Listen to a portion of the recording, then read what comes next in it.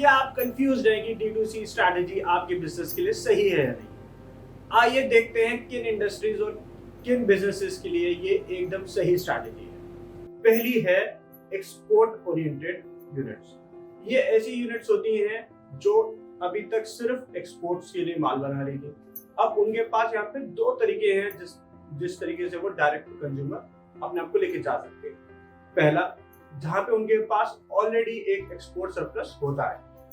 दूसरा, जहां वो उनके पास ऑलरेडी ये एक्सपर्टीज है एक अच्छा ब्रांडेड प्रोडक्ट बनाने की, और वो उस प्रोडक्ट को डायरेक्टली कस्टमर्स के पास लेके जा सकते हैं। क्योंकि पहले D2C जाना इतना आसान नहीं था, तो कोई भी एक्सपोर्टर ऑनलाइन नहीं जाना चाहता था या मास मार्केट को ट्राई नहीं करना चाहता था, और वो सिर्फ एक्सपोर्ट से ही फोकस करता था। बट अब इतना टेक्नोलॉजी स्टैक इतना आसान है और उनके पास ऑलरेडी कैपेबिलिटी है, so it makes perfect sense for them to go direct to consumer. दूसरा है हमारा कॉन्ट्रैक्ट मैन्युफैक्चरिंग यूनिट्स।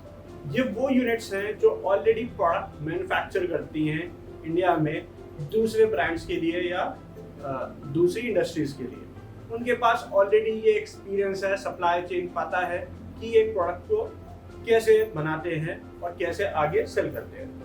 उनके पास क्या नहीं होता, उनके पास जनरली एक डिस्ट्रीब्यूशन नेटवर्क नहीं होता था।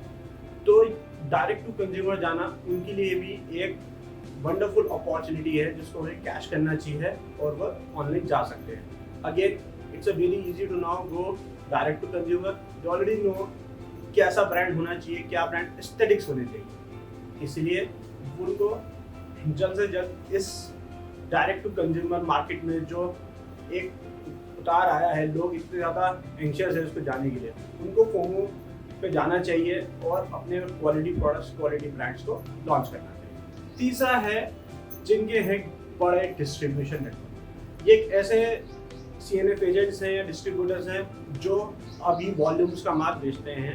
उनके पास एक सेट पाइपलाइन है डिस्ट्रीब्यूटर से रिटेलर। अब आप सोचेंगे कि डायरेक्ट टू कंज्यूमर तो हम बोलते हैं कि हम मिडिलमैन को हटा रहे हैं, तो ये कैसे यूज होगा?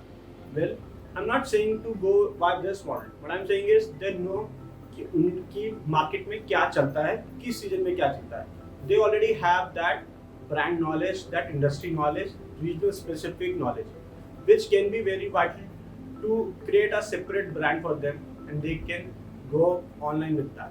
तो उनके लिए भी एक बहुत बड़ी अपॉर्चुनिटी होती है बिकॉज उनको ग्राउंड रियलिटी का पता है। Already multiple brands, multiple products बेच रहे हैं, क्यों ना उस इंफॉर्मेशन का यूज किया जाए और अपने ब्रांड्स को एक नया ब्रांड, एक नई रेवेन्यू स्ट्रीम को क्रिएट करें और डायरेक्ट टू बिजनेस जाए।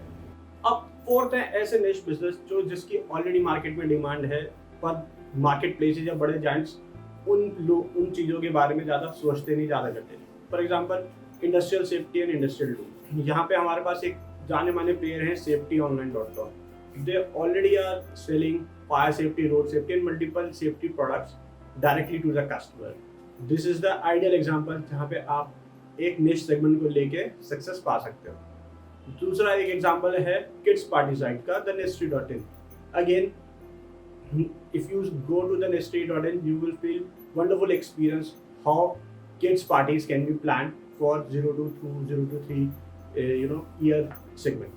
तो एक ये बहुत निश सेगमेंट है जहाँ पे लोग पेरेंट्स को बहुत स्ट्रगल होना पड़ता है, बट उन्होंने निश वो देखा है और उसको सॉर्ट आउट किया है। तीसरी है द gifttree.in। ये एक ऐसी साइट है, एक ऐसी डायरेक्ट टू कंज्यूमर साइट है जहाँ पे जिसको बर्थडे हैम्पर्स, पार्टी हैम्पर्स, किसी भी तरीके के ओकेजन पे हैम्पर्स देने हैं, वो वहाँ पे जा सकता है, सिलेक्ट कर सकता है, इवन कस्टमाइज भी कर सकता है। अगेन दैट्स अ पर्टिकुलर निश जहाँ पे बहुत बड़े ब्रांड्स या प्लेयर्स आपको नहीं मिलेंगे क्योंकि कस्टमाइजेशन का स्कोप था।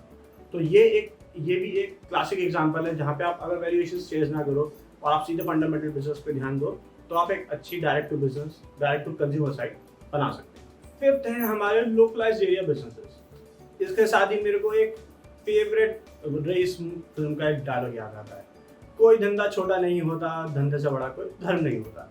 ये लाइन बिल्कुल परफेक्टली फिट बैठती है हमारे छोटे लोकल बिजनेसेस के लिए, जैसे कि टेलरिंग शॉप्स, सैलून शॉप्स और भी ऐसे फूड शॉप्स, मसाला शॉप्स जो कि लोकलाइज्ड हैं। वो ऐसे बिजनेसेस जो एक पर्टिकुलर या तो एक पर्टिकुलर रीजन को केटर करते हैं या एक सिटी को केटर करते हैं। वो अब आराम से डायरेक्ट टू कंज्यूमर जा सकते हैं, जो अगेन पहले उनके लिए जाना नहीं था। पहले हाइपर लोकल डिलीवरी ऑप्शंस नहीं होते थे, आज हमारे पास हाइपर लोकल डिलीवरी ऑप्शंस भी अवेलेबल हैं।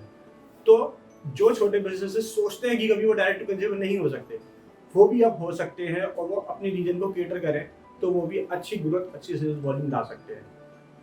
इन शॉर्ट अगर हम देखें तो हर बिजनेस एक डायरेक्ट टू कंज्यूमर बिजनेस हो सकता है, अगर वो ढंग से अपने बिजनेस की स्ट्रेंथ्स को समझे, अपनी इंडस्ट्री की स्ट्रेंथ्स को समझे और उसको नर्चर करके एक अलग से डायरेक्ट टू कंज्यूमर ब्रांड बनाए।